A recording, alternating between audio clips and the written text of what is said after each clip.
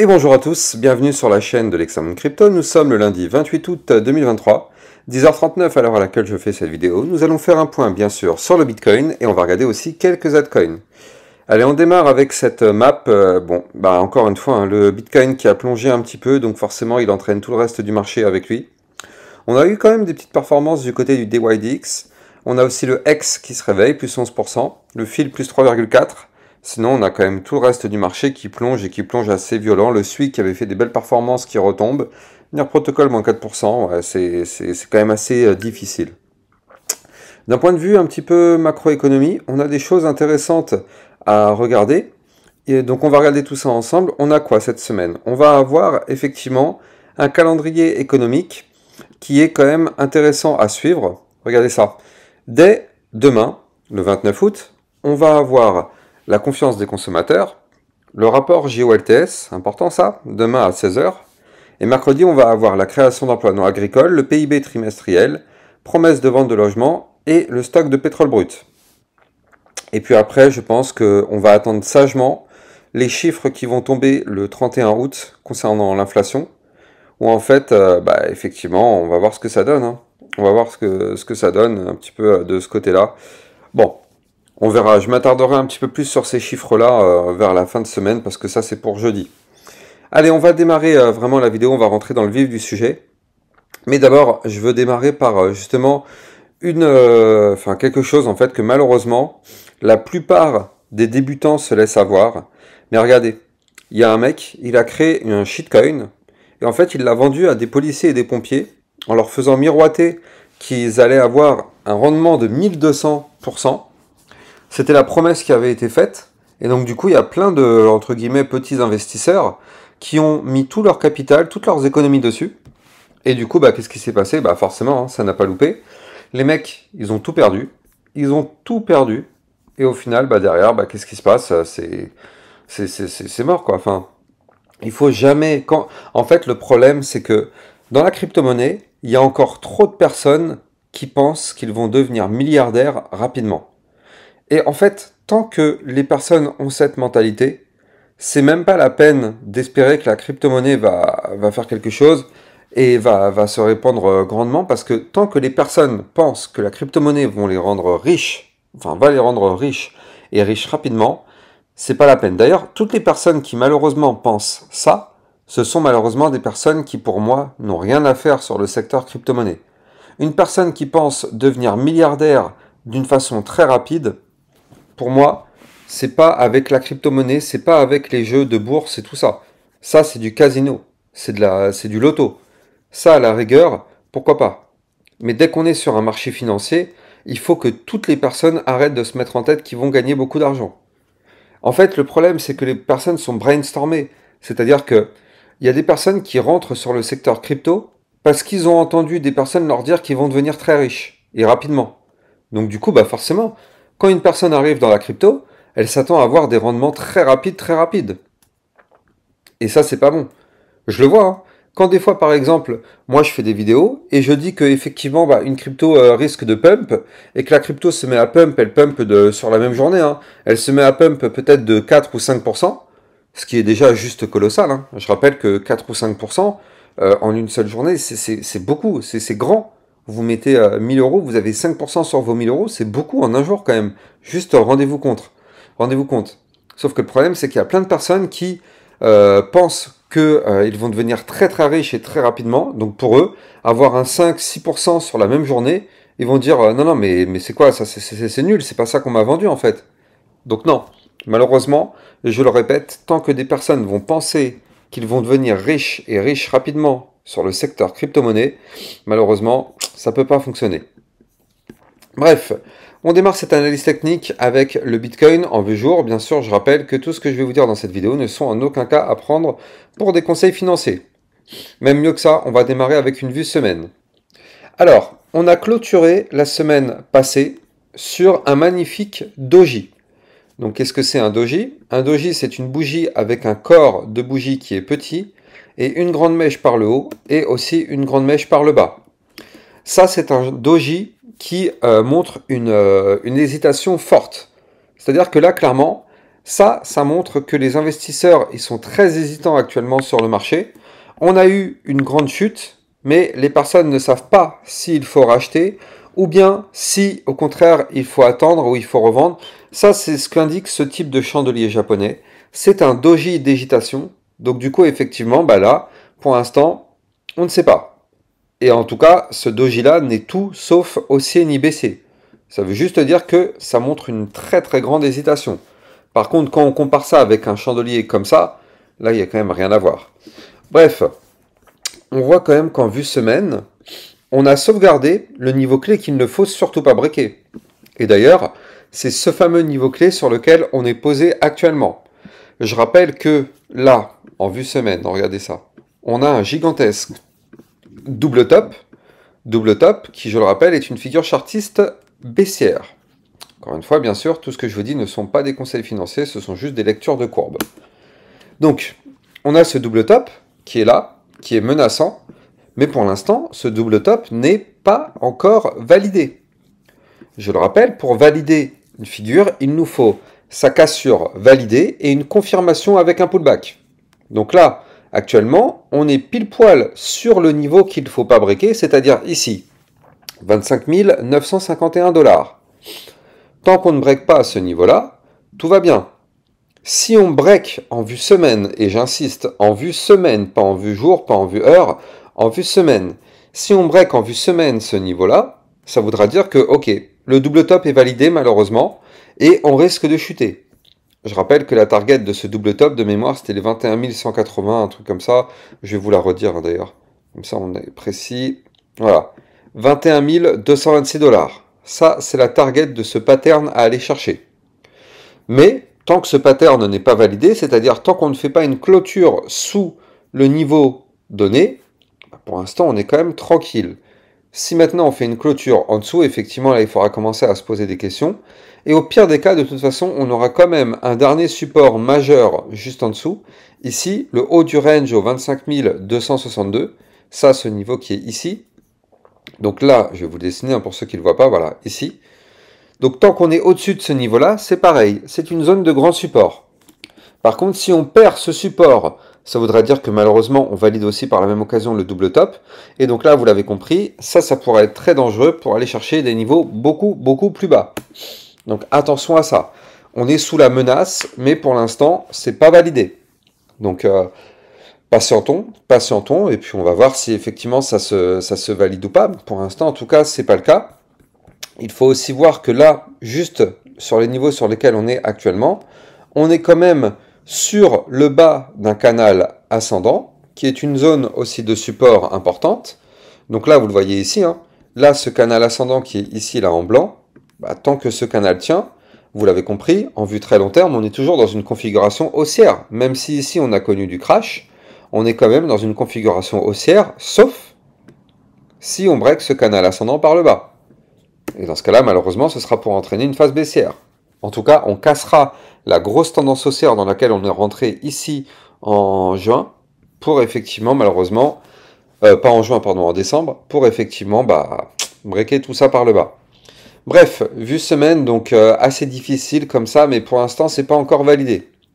Là, ce qui va nous intéresser, c'est là. C'est que actuellement, vous le voyez ici, en vue 4 heures, depuis maintenant très longtemps, depuis ici, là, c'était quand? C'était le 19 août. On est le 28, donc ça fait maintenant 9 jours.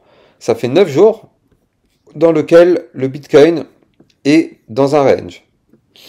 9 jours sur lesquels, pardon, le Bitcoin est dans un range. Donc là, vous le voyez, tant qu'on est dans ce range, pour l'instant, il n'y a rien. Il n'y a rien, on continue de latéraliser et on peut rester comme ça pendant encore très longtemps. De toute façon, tant qu'on est dans un range, le bas du range est un support, le haut du range est une résistance. Tant qu'on ne break pas par l'un ou l'autre des deux côtés ce niveau-là, et ben par contre, il ne va rien se passer. On est dans un range, tout simplement. Donc, là, vous le voyez parfaitement ici. On a trouvé encore une fois support sur le bas du range à ne surtout pas breaker. Les fameux 25 921 $. Pour l'instant, ça tient, on ne les a pas breakés. Donc, tout va bien. Tant qu'on est dans ce range, tout va bien. Donc là, quand on rebondit sur le bas du range, le but c'est d'aller chercher par la suite le haut du range si on remonte. Donc effectivement là, On voit qu'on a rebondi sur le bas du range. Si on commence à remonter un petit peu, bah, ce qui pourrait être bien, c'est d'aller chercher de nouveau le haut du range. Maintenant, le problème, c'est que là, on a formé une résistance très très forte là au cours de ces 15 derniers jours. Et cette résistance très forte, vous la voyez, elle est ici, c'est le trait qui est là, qu'on n'a malheureusement pas réussi à breaker depuis maintenant, ici là, depuis le 24 août, on n'arrive pas du tout à breaker cette résistance. Cette résistance, c'est la suivante, c'est les 26 117 $. Donc vous l'avez compris, tant qu'on est sous ce niveau-là, malheureusement, c'est pas la peine d'espérer quoi que ce soit. C'est inutile complètement d'espérer un pump tant qu'on ne break pas la résistance des 26 117 et qu'on ne break pas non plus le haut du range, aux 26 246 $. Tant qu'on ne break pas ces niveaux-là, on est bloqué par deux résistances extrêmement importantes. Si par contre on break, effectivement là, on pourrait avoir un Bitcoin qui remonte et qui aille chercher des points plus hauts, à condition qu'il ne nous fasse pas une fausse cassure comme ce qu'il nous avait fait la semaine dernière, où il nous avait fait une feinte de breaker le range par le haut pour le réintégrer malheureusement juste après. Donc ouais, ça c'était une jolie feinte, mais bon.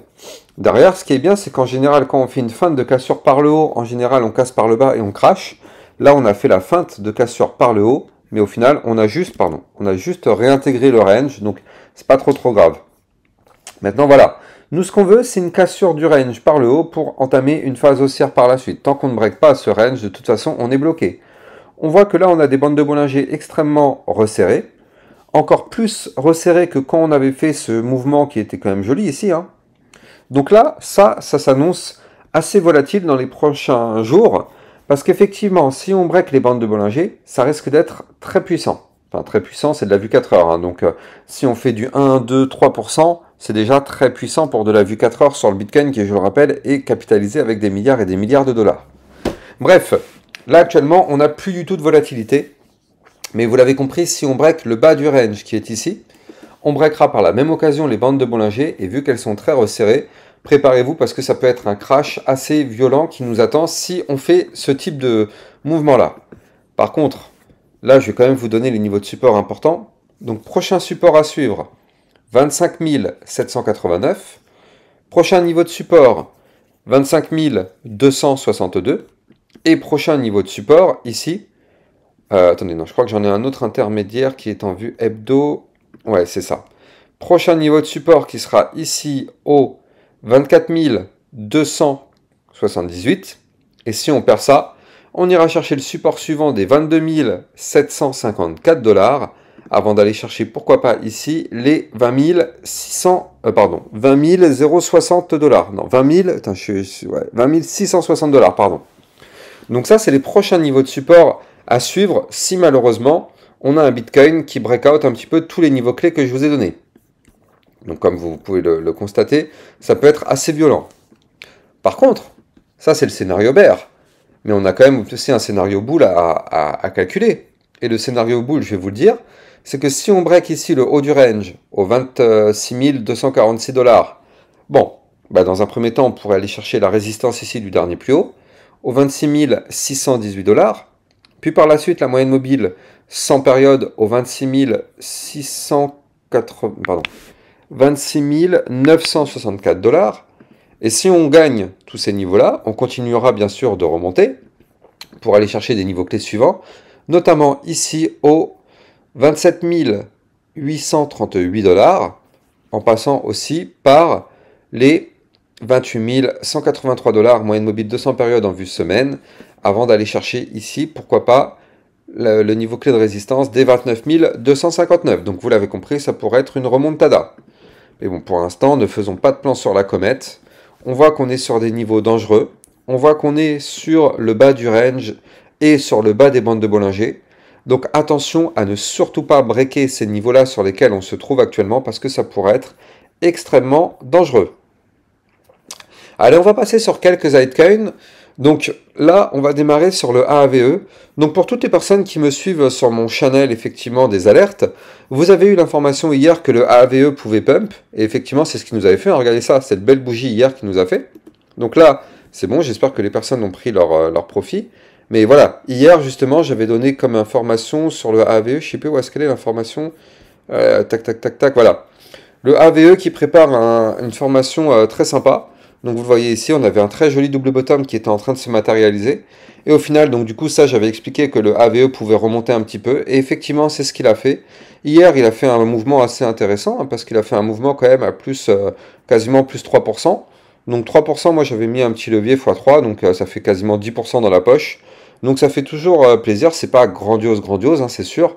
Mais bon, moi personnellement, vous me connaissez, je préfère prendre des petits profits de façon assurée que d'espérer avoir des énormes profits qui n'arrivent jamais. Voilà, c'est ma politique, c'est comme ça que je réfléchis. Donc on a eu quand même des petits profits hier, c'était sympa. Et bien sûr, sur mon channel, n'oubliez pas que vous avez toutes les alertes en temps réel. Bien sûr, enfin toutes les alertes. Des alertes en temps réel concernant le Bitcoin et aussi concernant des autres crypto-monnaies. Donc si vous êtes intéressé par ça, n'hésitez pas d'aller voir en description de mes vidéos. Vous allez pouvoir trouver le lien justement pour recevoir les alertes concernant le Bitcoin, parce qu'à la base c'est un channel pour les alertes concernant le Bitcoin, parce que c'est lui qui dirige tout le marché.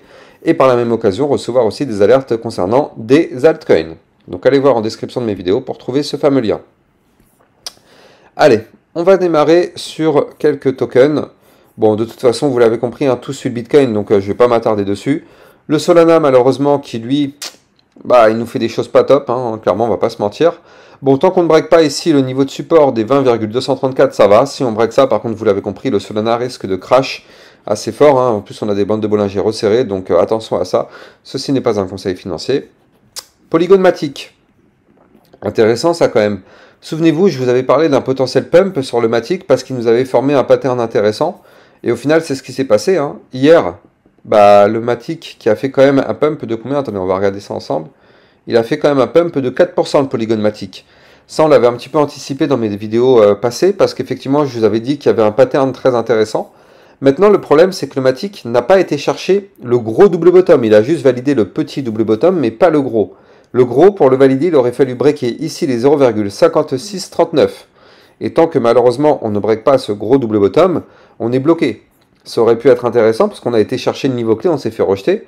Mais on aurait pu avoir un pump d'environ 5,71% sur le Matic pour aller chercher un niveau ici au combien c'était la target. De toute façon, là maintenant c'est perdu, hein, mais c'était pour aller chercher quasiment ici les 0,5944 quoi. Bon, quand je dis c'est fini, pas forcément, hein, regardez, là il suffit que le Bitcoin se mette à remonter, le Matic va remonter aussi par la même occasion, et valider la cassure du double bottom. On verra bien par la suite, on n'y est pas encore. Ethereum, malheureusement, catastrophique. Catastrophique. Lui, vous le voyez parfaitement, il a breaké son biseau descendant par le haut, donc ça c'était bien hier. Malheureusement, vous le voyez, il a fait le pullback. Pour ça que je vous dis à chaque fois, hein, attention au pullback. Regardez, on a eu un pullback qui est revenu retester dans un premier temps parfaitement au millimètre près le haut de l'ancien niveau, le haut du biseau, pardon. Et vous le voyez là, il a breaké son biseau par le bas. Ça c'est catastrophique, hein, ce qui nous a fait l'Ethereum. Donc pour moi, tant qu'on ne repasse pas à minima au-dessus des 1649 $, l'Ethereum, il faut vraiment se méfier, quoi. Le Litecoin qui lui s'est fait rejeter par le haut du range une nouvelle fois. Dommage. On aurait pu faire le breakout. Malheureusement, le Bitcoin s'est mis à cracher un petit peu, donc forcément tout a suivi le Bitcoin. Donc, vous le voyez, hein, regardez ça. Le Bitcoin, il a fait 1, 2, 3, 4 bougies rouges. Là, on a quoi? On a une. Bon, celle-là, on la compte pas trop. 2, 3 et 4. Enfin, surtout si on prend les deux dernières bougies, regardez. Deux grosses bougies rouges. Là, on retrouve deux grosses bougies rouges sur le Litecoin. Si je prends le Solana, j'ai les bougies rouges. Si je prends le Matic, j'ai les bougies rouges. Si je prends l'Ethereum, j'ai les bougies rouges. Litecoin, je les ai aussi. Et on les aura partout, parce que forcément, tout suit le Bitcoin. Bref, Litecoin, tant qu'on ne break pas le haut du range ici, au 65,33, on est bloqué. XRP, malheureusement, c'est horrible.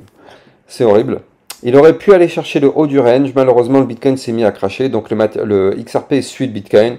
Donc là, le XRP va prendre la direction ici du bas du range au 0,5083 en vue 4 heures à ne surtout pas breaker. Si on break ça, malheureusement, vous l'avez compris, ça risque de cracher plus fort. Atom Cosmos, ça tient encore. Hein. Ça tient encore du côté du Atom Cosmos. On est même en train de former potentiellement ici un double bottom. Donc ça peut être intéressant à suivre de ce côté-là. Atom Cosmos, si on break ici la ligne de coup en vue 4 heures des 7,186, on pourra avoir une petite remontée pour aller chercher la résistance qui se trouve quant à elle au 7,26. Par contre, si on break le dernier plus bas, qui se trouve ici, là, sur le Atom Cosmos, au 7,103, préparez-vous, ça risque malheureusement de chuter. Polkadot, c'est horrible. qui a été chercher le bas de ces bandes de Bollinger en briquant le range par le bas. Ouais. Polkadot, il faut qu'on réintègre à minima ici hein, les 4,472 pour espérer quelque chose. BNB, qu'est-ce qu'il nous fait? J'ai l'impression qu'il nous fait un range. Je ne l'ai pas dessiné, mais on va le faire ensemble. Ouais. Je le mettrai bien ici, moi, mon range, comme ceci. Tac, un truc un peu comme ça. Hop. Voire même ici, le haut du range, en réalité, si je prends les niveaux. Ouais, ça match. Ok, voilà. Donc là, on a un BNB qui est actuellement dans un range. J'ai même l'impression que le bas du range, il est plutôt ici. Voilà, parfait, ça match parfaitement. 1 point, 2 points, 3 points, 4 points, parfait. Donc là, le BNB qui va chercher son bas du range, ici, au 215. Bas du range à sauvegarder, on a des bandes de Bollinger ultra resserrées, donc attention à ça du côté du BNB. Shiba Inu qui pouvait former un double bottom, malheureusement. C'est pour ça que je vous dis à chaque fois d'attendre des confirmations, hein, parce que regardez le piège. Hier, on avait ça sur le Shiba, donc ça aurait pu être très intéressant, mais vu que le double bottom, comme je vous l'avais dit, n'était pas validé et encore moins confirmé, bah pour l'instant, attention, il n'y a rien à faire. On avait le premier bottom, on avait le début du deuxième bottom, mais comme vous le voyez là, qui ne s'est pas du tout validé, boum, qu'est-ce qui se passe derrière? On casse le dernier plus bas, on casse la zone de support, boum, on crash. Donc là, du côté du Shiba Inu, malheureusement, ça invalide tout.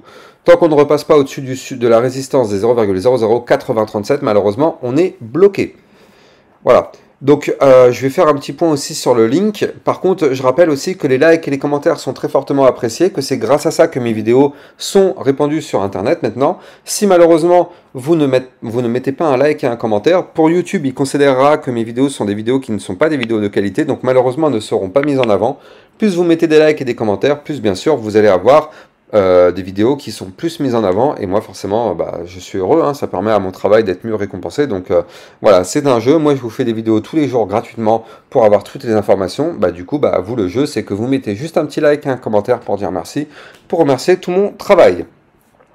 Je rappelle aussi qu'en description de mes vidéos, vous allez trouver mon lien Twitter officiel pour recevoir plein d'informations, des alertes aussi et plein d'actualités, et aussi mon site internet de vidéos formation gratuite en libre accès.